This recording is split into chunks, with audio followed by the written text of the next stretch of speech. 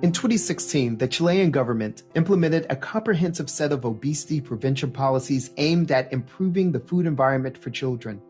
Results from a multi-year study of that regulation, published in the International Journal of Behavioral Nutrition and Physical Activity, can now tell us if Chilean children are better off as a result of the policy. I'm Norbert Wilson, Director of the World Food Policy Center at Duke University. And now it is my great pleasure to welcome my colleagues and co-authors to today's podcast. First up is Dr. Gabriela Gabi Fretes, and she is an Associate Research Fellow at the International Food Policy Research Institute, IFPRI. Dr. Camila Corvalan is the Director of the Center for Research in Food, Environment, and the Prevention of Chronic Diseases Associated with Nutrition at the University of Chile. And Dr. Sean Cash. He is an economist, associate professor of agriculture, food, and the environment, and the Bergstrom Foundation Professor in Global Nutrition at Tufts University. Gabi, Camila, Sean, thank you so much for joining us today. Thank you. Thank you for having us. Sean, let's set the stage for this conversation.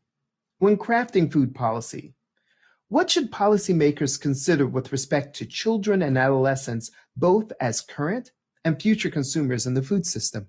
I would argue that children and adolescents should be a priority, if not the priority, in how we consider dietary policy for a few reasons.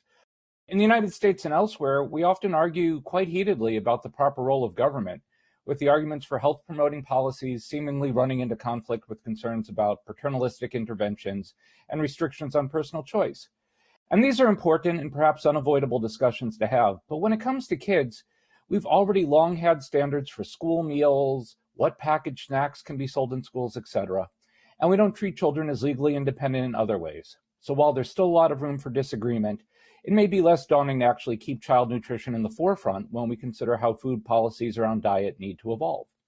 But perhaps more importantly, I would note that food marketers have long seen children as an important 3-in-1 market. 1, kids have influence over food choices within their households. Think of a kid shopping with a parent in a supermarket and pointing at things she'd like mom or dad to buy. We sometimes call this pester power. 2, kids have their own spending money, and much of what they choose to spend it on is food, often the types of energy-dense, nutrition-poor snack foods that are exactly the food subject to labeling under the Chilean law we're talking about today. And 3, kids grow up to be adult consumers, and their preferences and knowledge are heavily influenced by the things to which they're exposed in childhood. So for the same reasons that food marketers are interested in children, policymakers should be. Kids have influence in their households now, they're buying food on their own now, and what they do now will influence their future behaviors and future health. Thank you, Sean. I gotta just say, I went grocery shopping with my child yesterday, and I appreciate how we should think about what policymakers should engage, not just in the US, but anywhere, when we're thinking about helping kids make good choices that will have long-term implications. So thank you for that. I want to turn our attention to the research paper that we're discussing titled Changes in Children's and Adolescents' Dietary Intake After the Implementation of Chile's Law of Food Labeling, Advertising, and Sales in Schools. So Gabi, my question to you is, one of the key components of the Chilean law was regulating food offerings in schools. Can you explain the focus of that policy and how it is intended to work? Yes. So first, before we speak about schools, we can speak about Chile's law in general. So Chile's law of food labeling and advertising includes 3 main components. The first one being mandatory front-of-package warning labels on packaged foods and beverages. The second being restrictions on all forms of food marketing directed to children younger than 14 years. And the third one, school regulations at the preschool, elementary, and high school levels. Briefly, food manufacturers must place front-of-pack warning labels on packaged foods and beverages that are high added total sugars, saturated fats, sodium, and energy. This law was implemented in stages starting in June 2016. The law mandates that foods and beverages with at least one front-of-pack warning label cannot be sold, promoted, or marketed inside schools, and that includes school kiosks, cafeterias, and events that happen inside schools. Additionally, food and beverages with front-of-pack warning labels cannot be offered as part of the school meals program or as free samples or gifts. Chile's set of regulations is unique because it includes a package of interventions covering several aspects of the school food environment, such as the availability of foods for sale inside schools, school meals program standards, and restrictions on food marketing directed to children. Wow, Gabby, this is a very comprehensive law. And so what did the team hope to test in the longitudinal study? Could you explain the main findings? Yes. So with this study, our team aimed to assess if children and adolescents' intake of total sugars, saturated fats, and sodium consumed at school changed after the initial implementation of the regulation. The team was also interested in exploring how children navigated different food environments. We also evaluated changes in intake at home and different settings from home and school. So what did we find? Intake of most nutrients of concern, those nutrients under the scope of Chile's law, including total sugars, saturated fats, and sodium, significantly declined at school, both for kids and adolescents. At home, we also found significant declines in kids' total sugar intake, but no changes for adolescents. What makes this more interesting even is that we found evidence of partial compensatory behavior at restaurants, corner stores, street food, among others, which means that kids and adolescents were consuming less healthy foods outside their school and home.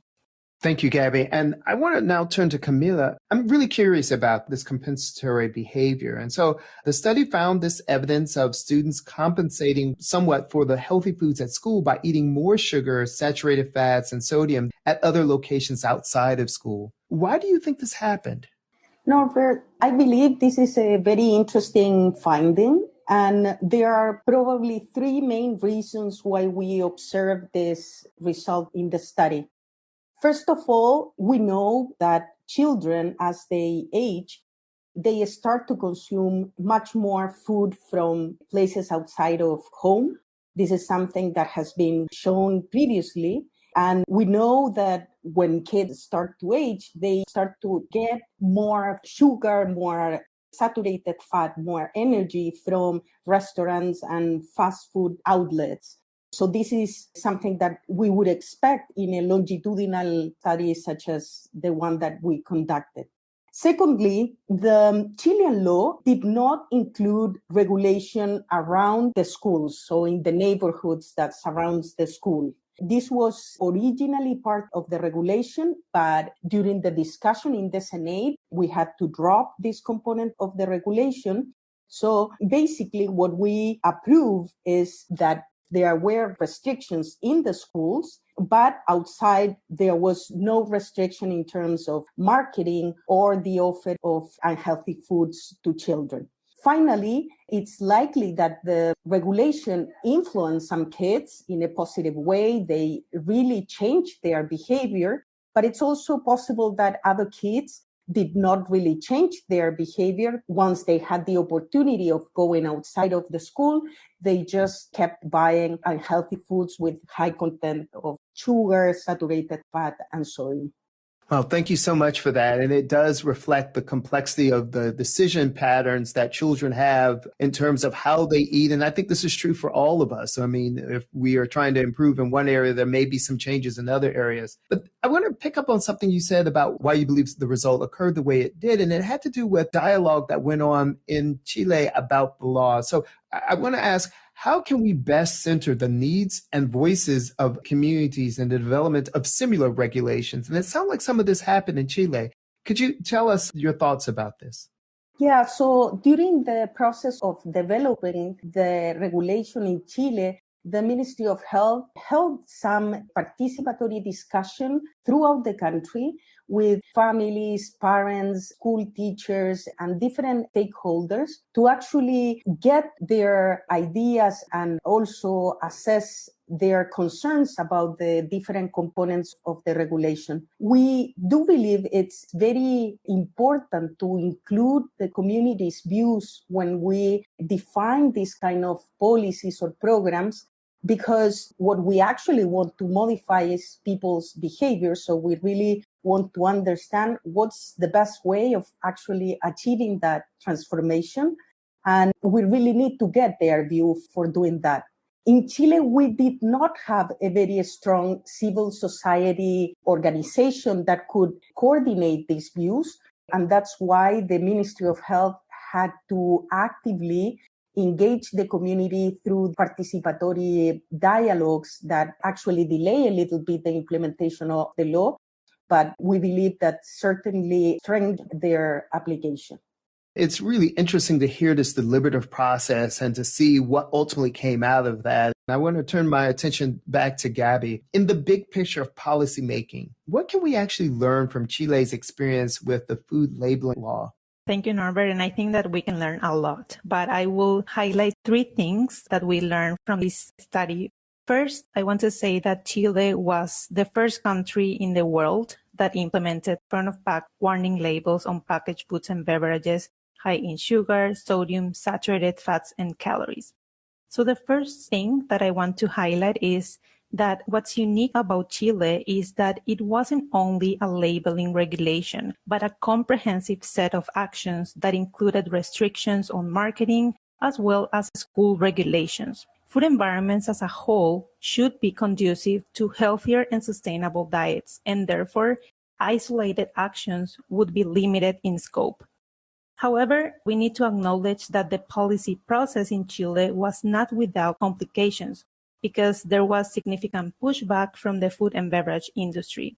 This is something that countries in the process of designing or implementing similar regulations should expect to happen, and they should be prepared to respond with arguments based on evidence. The second highlight is that our results showed that the set of policy interventions may be promising to improve kids and adolescents' diets at school, but that actions in out-of-school settings should be strengthened to improve overall diets.